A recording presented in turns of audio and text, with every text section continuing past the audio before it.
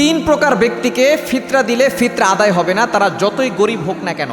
আমরা অনেক সময় ফিতরা দিয়ে থাকি এমন কিছু মানুষদেরকে, দেখা যাচ্ছে শেষ পর্যন্ত আমাদের ফিতরা আদায় হয় না। সুতরাং ফিতরা দিতে হবে কাদেরকে দিতে হবে না, এই বিষয়ে অবশ্যই খেয়াল রাখতে হবে। কেননা ফিতরা আমরা এই জন্য দেই, রমজানে আমাদের অনেক ভুল ত্রুটি হতে পারে। সদকাতুল ফিতরা আদায় করলে আল্লাহ তাআলা সকল ভুল ত্রুটিগুলো ক্ষমা করে দিবেন। এই জন্য অবশ্যই আমাদেরকে সতর্ক থাকতে হবে। আমরা তিন প্রকার মানুষকে আমরা ফিতরা দিব না।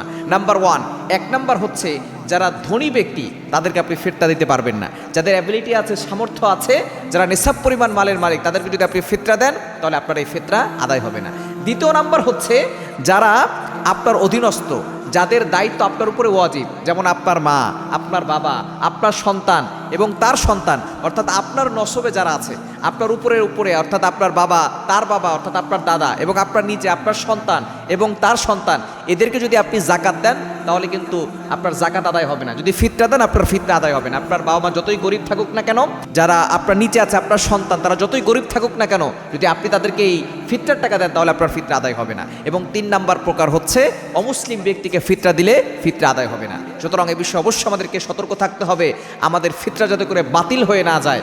আমরা সতর্কতাবশত অবশ্যই খেয়াল রাখবো, আমরা গরিব অসহায় যারা আছে তাদেরকে ফিতরা দেওয়ার চেষ্টা করব। এবং মা বাবাকে ফিতরা দেওয়া যাবে না, নিজের সন্তানকে ফিতরা দেওয়া যাবে না, অমুসলিমকে ফিতরা দেওয়া যাবে না।